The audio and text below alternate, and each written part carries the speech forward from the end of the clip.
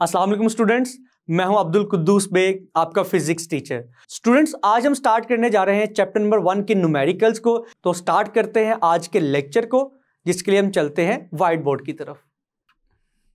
Students, numerical number 1 की statement आप देख सकते हैं and it states that a light year is the distance light travel in 1 year. कि लाइट ईयर वो फासला है जो लाइट एक साल में कवर करती है। स्टूडेंट्स, न्यूमेरिकल को स्टार्ट करने से पहले लाइट ईयर की डेफिनेशन इंपॉर्टेंट है बोर्ड के पॉइंट ऑफ व्यू से। ये एग्जाम्स में पहले भी पूछी जा चुकी है। तो स्टूडेंट्स, न्यूमेरिकल को सोल्व करने से पहले आपको लाइट ईयर की डेफिनेशन का पता होना चाहिए कि लाइट ईयर क्या है। स्टूडेंट्स यहाँ पर मिस्टेक कर जाते हैं कि यहाँ पर ईयर का वर्ड यूज़ किया गया तो ये टाइम की वैल्यू होगी। नहीं स्टूडेंट्स, लाइट ईयर वो डिस्टेंस है जो लाइट एक साल में कवर करती है। तो ये डेफिनेशन आप याद रखिएगा। A light year is the distance light travels in 1 year. और स्टूडेंट्स, एक एमसीक्यूज भी पास पेपर में आया हुआ है कि लाइट ईयर का यूनिट क्या होगा। फिर अगेन स्टूडेंट्स गलती करते हैं, ईयर की वजह से सेकंड्स उनके माइंड में आता है कि मे बी इसका यूनिट टाइम है और टाइम का यूनिट क्या होता है, सेकंड्स। लेकिन नहीं students, light year is the distance और डिस्टेंस का यूनिट क्या होता है स्टूडेंट्स, मीटर्स। तो न्यूमेरिकल को स्टार्ट करने से पहले हमने एक इंपॉर्टेंट शॉर्ट क्वेश्चन देख लिया और एक एमसीक्यूज देख लिया। नाउ स्टूडेंट्स, न्यूमेरिकल की स्टेटमेंट को कंप्लीट करते हैं। How many meters, it means कि आपने वैल्यू ऑफ मीटर्स निकालनी है, नंबर ऑफ मीटर्स निकालने हैं। Are there in 1 light year और स्पीड ऑफ लाइट भी गिवन है। स्टूडेंट्स, स्पीड ऑफ लाइट, वैसे तो स्पीड का सिंबल v होता है, लेकिन स्पीड ऑफ लाइट को हम c से रिप्रेजेंट करते हैं और इसकी वैल्यू है 3 × 10⁸ मीटर पर सेकेंड्स। तो स्टूडेंट्स, स्टार्ट करते हैं आज के न्यूमेरिकल को। स्टूडेंट्स, न्यूमेरिकल्स को सॉल्व करने के लिए हम एक फॉर्मेट को फॉलो करेंगे और उस फॉर्मेट की पहली हेडिंग होगी गिवन डाटा और डाटा। सबसे पहले हम डाटा लिखा करेंगे कि न्यूमेरिकल में कौन सी इंपॉर्टेंट वैल्यूज गिवन है। तो स्टूडेंट्स, अगर डाटा की बात की जाए तो सबसे पहले हम लिखेंगे टाइम गिवन है and it is equal to 1 year. लेकिन स्टूडेंट्स, अगर टाइम के एसआई यूनिट की बात की जाए तो टाइम का ऐसा यूनिट है सेकंड्स। तो हम ईयर को सेकंड में कन्वर्ट करेंगे। उसके लिए हम सबसे पहले 1 को 365 से मल्टीप्लाई करेंगे because there are 365 days in 1 year. तो स्टूडेंट्स, हमने टाइम की वैल्यू को ईयर से सबसे पहले डेज में कन्वर्ट किया। देन अगर डेज की बात की जाए तो स्टूडेंट्स, आपको मालूम है इन अ 1 डे देयर आर 24 आवर्स। तो हमने अभी टाइम को डेज से आवर्स में कन्वर्ट किया है।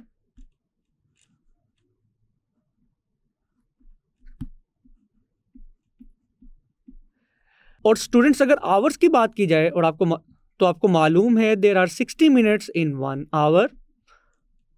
अब हमने टाइम की वैल्यू को आवर से मिनट में कन्वर्ट किया है। और finally students, there are 60 seconds in 1 minute. तो फाइनली हम सेकंड तक पहुंच चुके हैं। तो स्टूडेंट्स, आपने देखा ईयर को सेकंड्स में कन्वर्ट करने के लिए हम अपनी वैल्यू को 365 से मल्टीप्लाई करेंगे, 24 से मल्टीप्लाई करेंगे, 60 से मल्टीप्लाई करेंगे और देन लास्ट 60 से मल्टीप्लाई करेंगे। तो स्टूडेंट्स, आपका फाइनल आंसर किस यूनिट में आएगा, सेकंड्स में। तो स्टूडेंट्स, अगर हम इन तमाम वैल्यूज को कैलकुलेटर की मदद से मल्टीप्लाई करें तो हमारा फाइनल आंसर आएगा 3153,6000 सेकेंड्स। और स्टूडेंट्स, अगर इस वैल्यू को साइंटिफिक नोटेशन में कन्वर्ट किया जाए तो आपकी वैल्यू आएगी सेकेंड्स।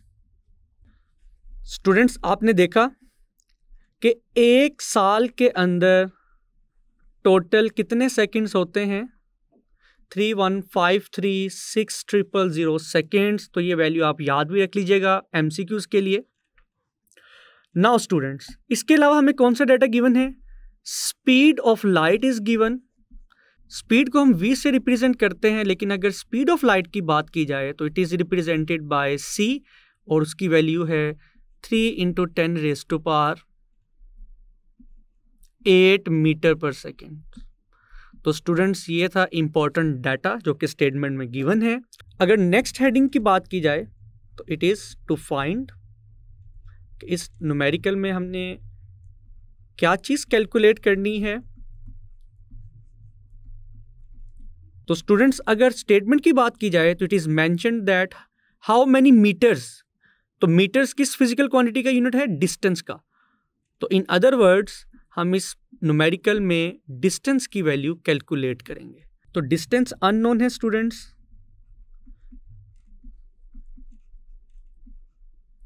और डिस्टेंस को हम एस से रिप्रेजेंट कर सकते हैं, it is unknown. Now students अगर नेक्स्ट हेडिंग की बात की जाए इट इज फॉर्मूला और इक्वेशन के इस न्यूमेरिकल को सॉल्व करने के लिए हम कौन सा फॉर्मूला यूज करेंगे। तो स्टूडेंट्स स्पीड और टाइम से डिस्टेंस की वैल्यू कैलकुलेट करने के लिए हम फॉर्मूला यूज करेंगे distance s is equal to speed multiply by time, it is our equation 1। तो स्टूडेंट्स न्यूमेरिकल की लास्ट हेडिंग क्या होगी? सॉल्यूशन और कैलकुलेशन। तो स्टूडेंट्स अगर हम इक्वेशन 1 में स्पीड ऑफ लाइट और टाइम की वैल्यू पुट करेंगे तो डिस्टेंस की वैल्यू कैलकुलेट हो जाएगी। तो स्पीड की वैल्यू क्या है स्टूडेंट्स? 3 × 10⁸ और टाइम की वैल्यू स्टूडेंट्स हमने क्या कैलकुलेट की है? In 1 year there are how many seconds? 3 1 5 3 6 000। Students अगर हम इन दोनों वैल्यूज को मल्टीप्लाई करवाएं तो हमारा आंसर आएगा 946,08,000 इंटू 10⁸ और स्टूडेंट्स डिस्टेंस का ऐसा यूनिट क्या यूज होगा? Meters. Now students the value is present in scientific notation but not in standard form. Means कि हमारा फाइनल आंसर 10 की पावर में तो लिखा हुआ है, लेकिन यहां पर डेसिमल कहां पर है? डेसिमल होगा लास्ट पे। लेकिन स्टूडेंट्स स्टैंडर्ड फॉर्म क्या कहती है कि डेसिमल से पहले सिर्फ एक नॉन जीरो डिजिट होना चाहिए। तो हम अपने इस आंसर को भी साइंटिफिक नोटेशन और स्टैंडर्ड फॉर्म में लिखेंगे। तो स्टूडेंट्स अगर हम डेसिमल को लास्ट से 9 और 4 के दरमियान में शिफ्ट करेंगे तो हमारी वैल्यू आएगी 9.46 इंटू 10⁻7 और 10⁸ तो पहले ही लिखा गया है मीटर्स। स्टूडेंट्स आप देख सकते हैं कि 4 6 के बाद मैंने वैल्यूज़ को इग्नोर कर दिया है, तो आप भी इग्नोर कर सकते हैं। डेसिमल के बाद 2 to 3 वैल्यूज़ आप लिख सकते हैं। नाउ स्टूडेंट्स 9.46 इंटू 10⁻7 और 8 जो कि दोनों टेंस की पावर्स हैं, ऐड करेंगे तो आपका आंसर आएगा 10⁻15 metres. Now students, this is the final answer of the first numerical कि अगर लाइट 1 साल तक ट्रैवल करती रहे 3 × 10⁸ मीटर पर सेकेंड की स्पीड के साथ तो 1 साल में कितना डिस्टेंस कवर करेगी? 9.46 × 10⁻15 मीटर्स। लास्टली मैं ये कहना चाहूँगा कि इस न्यूमेरिकल के रिजल्ट को मेमोराइज कर लीजिएगा, याद भी कर लीजिएगा, MCQs में भी आपसे पूछा जा सकता है। Now students, the next numerical is 1.2 and it states that how many seconds are there in 1 year? एक साल में कितने सेकंड्स होते हैं? How many nanoseconds in 1 year? कि एक साल में कितने नैनो सेकंड्स होंगे? How many years in 1 seconds? एक सेकंड में कितने साल होंगे? तो स्टूडेंट्स सेकंड न्यूमेरिकल को 3 फर्दर पार्ट्स में डिवाइड किया गया है, जिसमें फर्स्ट पार्ट में पूछा गया है कि एक साल में कितने सेकंड्स होंगे, सेकंड पार्ट में पूछा गया है कि एक साल में कितने नैनो सेकंड्स होंगे, और लास्ट पार्ट में पूछा गया है कि एक सेकंड में कितने साल होंगे। तो स्टूडेंट्स न्यूमेरिकल 2 के 3 पार्ट्स हैं, लेकिन अगेन न्यूमेरिकल को स्टार्ट करने से पहले हम फॉर्मेट को फॉलो करेंगे। हमारी फर्स्ट हेडिंग होगी डाटा। तो स्टूडेंट्स अगर डाटा की बात की जाए तो इस न्यूमेरिकल में जस्ट टाइम गिवन है, और टाइम की वैल्यू है 1 ईयर, 1 साल। और अगर स्टूडेंट्स डाटा के बाद टू फाइंड की बात की जाए कि इस न्यूमेरिकल में हमने क्या कैलकुलेट करना है, तो देयर आर 3 पार्ट्स। तो स्टूडेंट्स फर्स्ट पार्ट में हमने सेकंड्स कैलकुलेट करने हैं इन 1 ईयर। सेकंड पार्ट में हमने नैनो सेकंड्स कैलकुलेट करने हैं इन 1 ईयर। और स्टूडेंट्स लास्ट पार्ट में हमने नंबर ऑफ ईयर्स कैलकुलेट करने हैं इन 1 सेकंड। तो स्टूडेंट्स स्टार्ट करते हैं इस न्यूमेरिकल के सॉल्यूशन को।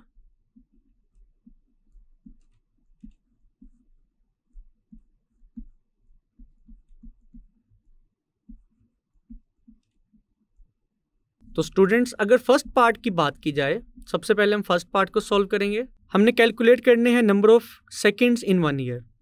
तो स्टूडेंट्स इस पार्ट के सॉल्यूशन को हम फर्स्ट न्यूमेरिकल में भी सॉल्व कर चुके हैं, जिसमें हमने नंबर ऑफ मीटर्स कैलकुलेट किए थे इन 1 लाइट ईयर में।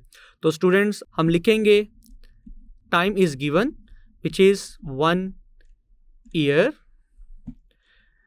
और ईयर को अब हमने कन्वर्ट करना है सेकंड्स में। तो अगेन हम उसी प्रोसीजर को फॉलो करेंगे। In 1 year there are 365 days, in 1 day there are 24 hours, in 1 hour there are 60 minutes, and in 1 minute there are 60 seconds. और अल्टीमेटली हमारा यूनिट क्या आएगा? सेकेंड्स। और स्टूडेंट्स फाइनली अगर इन वैल्यूज़ को मल्टीप्लाई किया जाए तो हमारा आंसर आएगा 31536,000 सेकेंड्स। स्टूडेंट्स अगर हम अपने आंसर को साइंटिफिक नोटेशन में कन्वर्ट करें तो साइंटिफिक नोटेशन में हमारा आंसर आएगा 3.15 इंटू 10⁻⁷ सेकेंड्स। तो स्टूडेंट्स ये था पार्ट 1 का आंसर।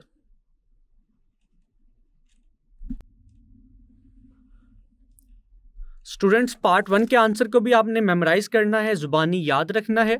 इसके बाद अगर बी पार्ट की बात की जाए तो बी पार्ट में हमने कैलकुलेट करने हैं number of nano seconds in 1 year. तो स्टूडेंट्स फर्स्ट पार्ट के रिजल्ट को हम यूज करते हुए सेकंड पार्ट को सॉल्व करेंगे। अभी हमने कैलकुलेट किया है in 1 year there are 3.15 into 10⁻⁷ seconds.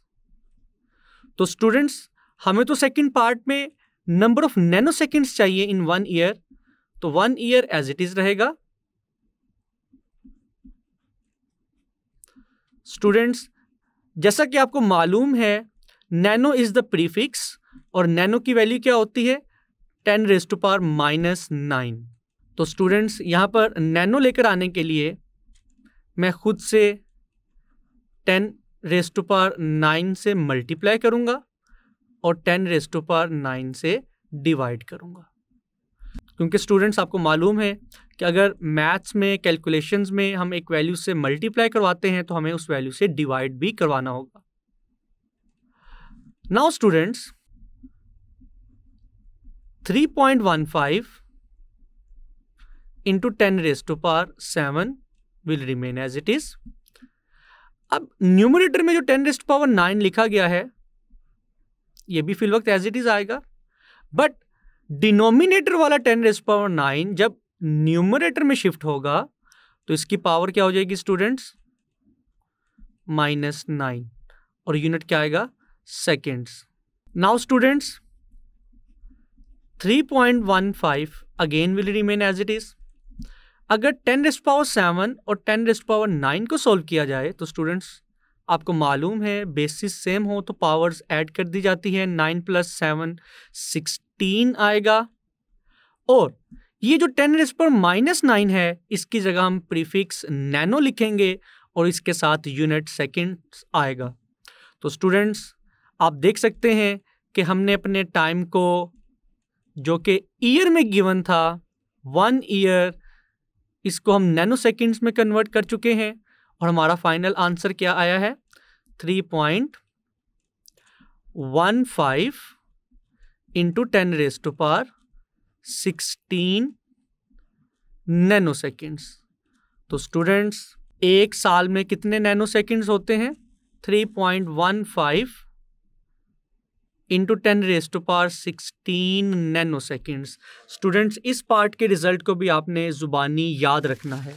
Now students part B को सॉल्व करने के बाद अब हम सॉल्व करते हैं इसी न्यूमेरिकल का पार्ट सी। स्टूडेंट्स अगर लास्ट पार्ट की बात की जाए तो लास्ट पार्ट में स्टूडेंट्स हमने कैलकुलेट करने हैं number of years in 1 second. Students इस स्टेटमेंट को रीड करके आपको अजीब फील हो रहा होगा कि 1 सेकेंड में हम नंबर ऑफ ईयर्स कैसे कैलकुलेट कर सकते हैं। तो स्टूडेंट्स आपका आंसर बहुत ही स्मॉल आएगा because there are very very very very small value of years in 1 second जिसको अभी हम कैलकुलेट करते हैं। तो स्टूडेंट्स हम अगेन फर्स्ट पार्ट के रिजल्ट को यूज करेंगे और फर्स्ट पार्ट का आंसर हमने कैलकुलेट किया था इन 1 ईयर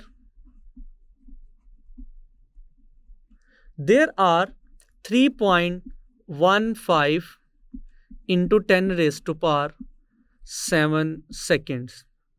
तो स्टूडेंट्स अगर हम 3.15 इंटू 10⁻7 के साथ मल्टीप्लाई में 1 लिखें तो इससे हमारे रिजल्ट में कोई फर्क नहीं पड़ेगा, क्योंकि आपको पता है स्टूडेंट्स 1 से किसी भी चीज़ को मल्टीप्लाई करें, किसी भी चीज़ को डिवाइड करें तो हमारा आंसर सेम रहेगा। तो स्टूडेंट्स मैंने यहाँ पर क्या किया, सेकंड से पहले 1 ऐड किया है 3.15 इंटू 10⁻7 मल्टीप्लाई बाय 1।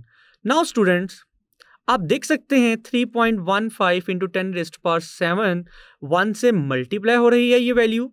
जब इस वैल्यू को हम इक्वल के दूसरी तरफ शिफ्ट करेंगे तो इक्वल के दूसरी तरफ मौजूद 1 से ये वैल्यू क्या होगी, divide.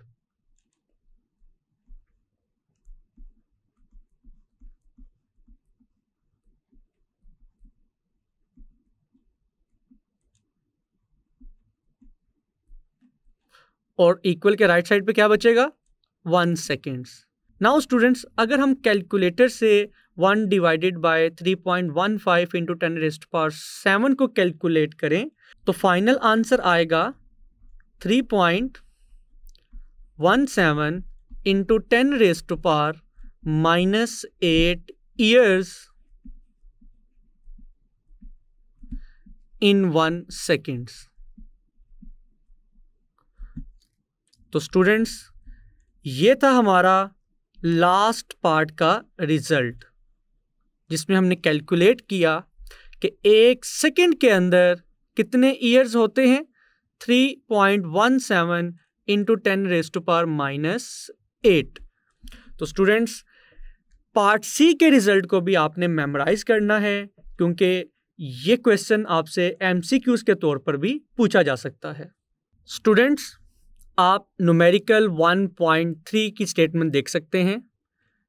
It states that the length and width of a rectangular plate are measured to be 15.3 centimeter and 12.80 centimeter respectively. Find the area of the plate. तो स्टूडेंट्स स्टेटमेंट को रीड करने के बाद हमें ये मालूम हुआ कि स्टेटमेंट में एक रेक्टेंगुलर प्लेट की लेंथ एंड विड्थ गिवन है जिनकी वैल्यूज हैं 15.3 सेंटीमीटर एंड 12.80 सेंटीमीटर। हमने इस न्यूमेरिकल में उस प्लेट का एरिया कैलकुलेट करना है। तो स्टूडेंट्स स्टार्ट करते हैं न्यूमेरिकल को डेटा से। तो स्टूडेंट्स जैसा कि अभी हमने स्टेटमेंट को रीड किया, it is mentioned in the statement that the length of the rectangular plate is 15.3 centimeter the width of the plate is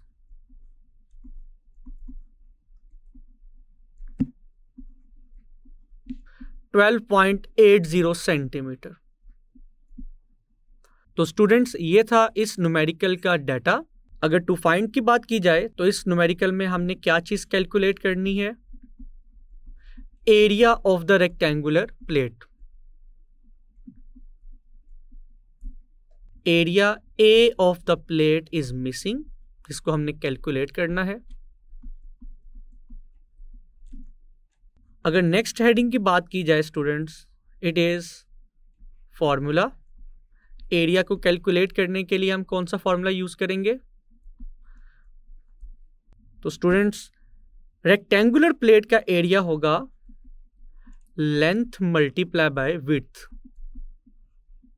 it is our equation 1।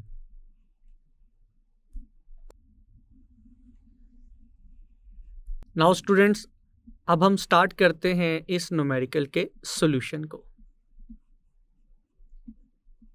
तो स्टूडेंट्स अब हम जस्ट क्या करेंगे? We just have to put the values of length and width in equation 1। तो equation 1 में length और width की values put करने से the value of length is equal to 15.3 multiply by width and the value of the width is 12.8 centimetre. तो students जब हम इन दोनों वैल्यूज को मल्टीप्लाई करवाएंगे तो हमारा रिजल्ट आएगा 195.84, और जब सेंटीमीटर सेंटीमीटर से मल्टीप्लाई होगा तो आपका यूनिट आएगा centimetre square.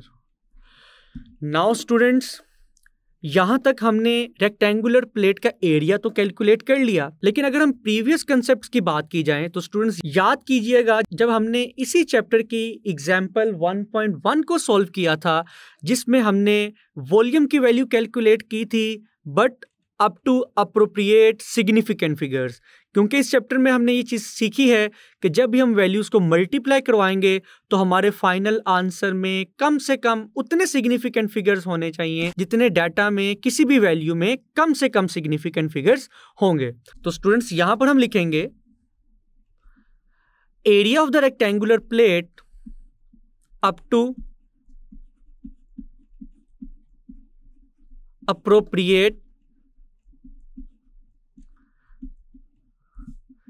number of significant figures।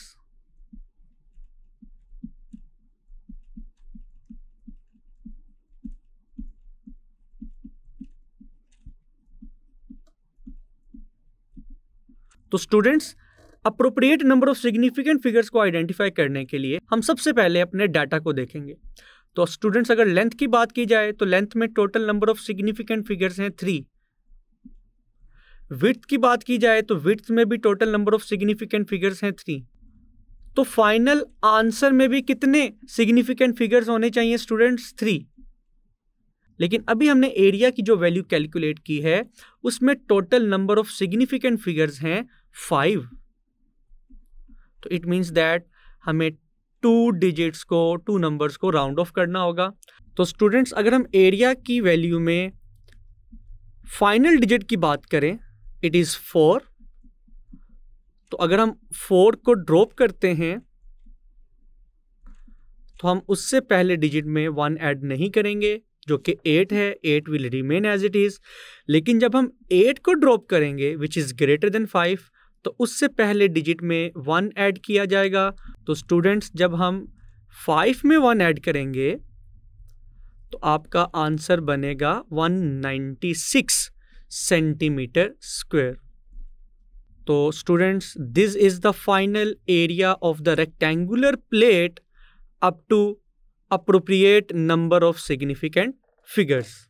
Now students, the next numerical is 1.4 and it states that add the following masses in kilograms, in kg up to appropriate precision,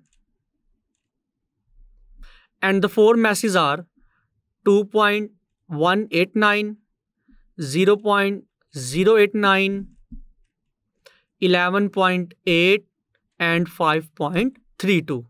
तो students, statement में mention है कि हमने 4 given message को add करना है और total mass को किलोग्राम्स में कैलकुलेट करना है, but up to appropriate precision. तो स्टूडेंट्स, स्टार्ट करते हैं न्यूमेरिकल को। सबसे पहले हम डाटा लिखेंगे।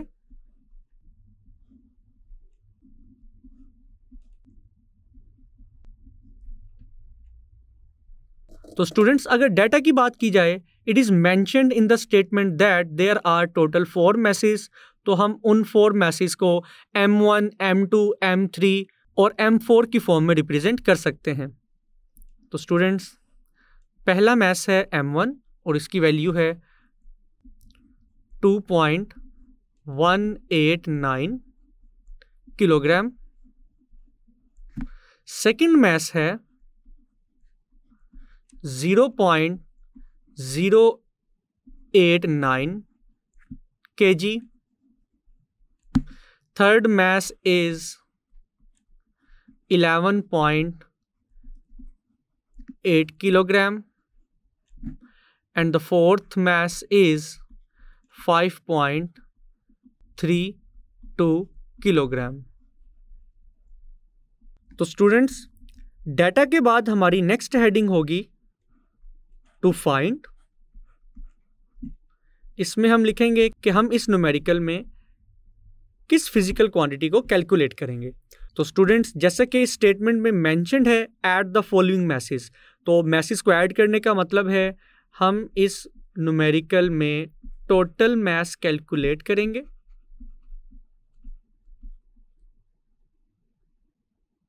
And it is equal to MT।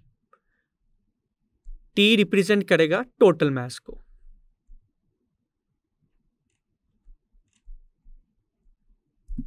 Now students, masses को ऐड करने के लिए हम कौन सा फॉर्मूला यूज करेंगे? वेरी सिंपल,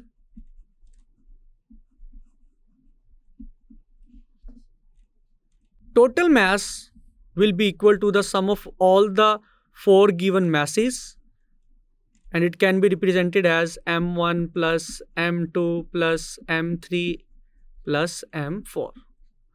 और स्टूडेंट्स, हम इस फॉर्मूला को इक्वेशन 1 का नाम दे सकते हैं। अब हमने क्या करना है? अब हम स्टूडेंट्स इस न्यूमेरिकल को सॉल्व करते हैं, और सॉल्यूशन के लिए स्टूडेंट्स हम क्या करेंगे? Mess M1, M2, M3, M4 की वैल्यूज को इक्वेशन 1 में पुट करेंगे। After putting the values of all the message, तो इक्वेशन 1 में वैल्यूज आने से इक्वेशन 1 किस तरह से चेंज होगी? 2.189, it is the first mass. Second mass is 0.089, third mass is 11.8 and the fourth mass is 5.32। तो स्टूडेंट्स, अगर हम इन तमाम मैसेज को ऐड करें तो हमारा फाइनल रिजल्ट आएगा 19.398 किलोग्राम। नाउ स्टूडेंट्स, हमने मैसेज को ऐड तो कर लिया, लेकिन अगर हम स्टेटमेंट को दोबारा रीड करें, calculate the mass, it is mentioned that add the following masses given in kg, given in kilograms, up to appropriate precision। तो students, up to appropriate precision का मतलब क्या है? तो अगेन, अगर मैं प्रीवियस लेक्चर्स का रेफरेंस दूं, तो जब हमने इसी चैप्टर की एग्जाम्पल 1.2 को सॉल्व किया था, और उस एग्जाम्पल में भी ये चीज़ मेंशन थी कि हमने अपने फाइनल आंसर को अप्रोप्रिएट प्रिसीजन में लिखना है। तो स्टूडेंट्स, अप्रोप्रिएट प्रिसीजन का मतलब क्या है? कि आपके फाइनल आंसर में कम से कम उतने डेसिमल प्लेसेस होने चाहिए जितने डाटा में कम से कम डेसिमल प्लेसेस होंगे। फॉर एग्जाम्पल, अगर आंसर की बात की जाए तो आप देख सकते हैं there are total 3 decimal places, लेकिन अगर डाटा की बात की जाए, M1 में total number of decimal places कितने हैं? 3। M2 में नंबर ऑफ डेसिमल प्लेसेस हैं, अगेन 3। M3 में नंबर ऑफ डेसिमल प्लेसेस हैं 1 और M4 में नंबर ऑफ डेसिमल प्लेसेस हैं 2। तो स्टूडेंट्स डाटा में कम से कम नंबर ऑफ डेसिमल प्लेसेस हैं 1, तो हमारे आंसर में भी कम से कम डेसिमल प्लेसेस 1 होने चाहिए। तो जिसके लिए हमें नंबर्स को राउंड ऑफ करना होगा। तो स्टूडेंट्स अगर हम 8 को राउंड ऑफ करते हैं विच इज़ ग्रेटर देन 5, तो इससे पहले डिजिट में हम 1 ऐड करेंगे जो कि 9 है। तो स्टूडेंट्स 9 में 1 ऐड करने से ये 10 बनेगा। तो आपको मालूम है जब हम वैल्यूज़ को ऐड करते हैं तो 10 का 0 लिखना होगा, उसका 1 उससे नेक्स्ट डिजिट में ऐड होगा, इट बिकम्स 4। तो स्टूडेंट्स आपका आंसर बनेगा 19.40 किलोग्राम्स। लेकिन अभी भी डेसिमल के बाद 2 डिजिट्स हैं। तो अगेन अगर हम 0 को ड्रॉप करते हैं विच इज़ लेस देन 5, तो हम इससे पहले 4 में 1 ऐड नहीं करेंगे। तो स्टूडेंट्स फाइनल आंसर आपका आएगा 19.4 kilogram. This is the total mass and students this is the mass up to appropriate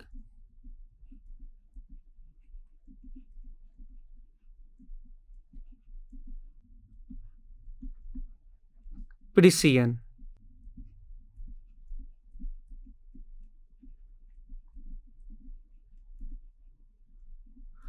तो स्टूडेंट्स ये था न्यूमेरिकल 4 का सॉल्यूशन, जिसमें हमने टोटल मैस को कैलकुलेट किया बाय एडिंग 4 मैसेज।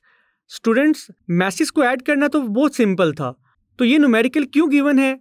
इस न्यूमेरिकल में हमने सीखा कि जब हम वैल्यूज़ को ऐड करेंगे तो हमने किस चीज़ को नोट डाउन करना है, क्या चीज़ हमारे माइंड में होनी चाहिए, अप्रोप्रिएट प्रिसीजन, जिसका मतलब है कि हमारे फाइनल आंसर में कम से कम उतने डेसिमल प्लेसेस होने चाहिए। मीन्स दैट कि इशारिया के बाद उतने डिजिट्स होने चाहिए जितने डाटा में किसी भी वैल्यू में कम से कम डेसिमल प्लेसेस होंगे। तो जैसा हमने देखा कि डाटा में M3 में कम से कम डेसिमल प्लेसेस थे और वो कितने थे? 1। डेसिमल के बाद सिर्फ 8 लिखा गया है, इसीलिए हमारे फाइनल आंसर में भी सिर्फ 1 डेसिमल प्लेस होना चाहिए था। तो हमने एक्स्ट्रा डिजिट्स को राउंड ऑफ किया और हमारा फाइनल आंसर क्या आया? 19.4। तो स्टूडेंट्स 2 पॉइंट्स अपने माइंड में रख लें। जब हम वैल्यूज़ को मल्टीप्लाई करते हैं तो हम appropriate number of significant figures में अपना आंसर लिखेंगे, जिसका मतलब है कि फाइनल आंसर में कम से कम उतने सिग्निफिकेंट फिगर्स होने चाहिए जितने डाटा में किसी भी वैल्यू में कम से कम नंबर ऑफ सिग्निफिकेंट फिगर्स होंगे। लेकिन जब हम वैल्यूज़ को ऐड करते हैं या सब्ट्रैक्ट करते हैं तो हम अपने फाइनल आंसर को अप्रोप्रिएट प्रिसीजन के लिहाज से लिखते हैं, जिसका मतलब है कि हमारे फाइनल आंसर में कम से कम उतने डेसिमल प्लेसेस होने चाहिए जितने डाटा में किसी भी वैल्यू में कम से कम डेसिमल प्लेसेस होंगे। जी स्टूडेंट्स, मैं उम्मीद करता हूं न्यूमेरिकल्स आपको बहुत अच्छे से समझ आए होंगे। इनको अच्छे से प्रिपेयर कीजिएगा।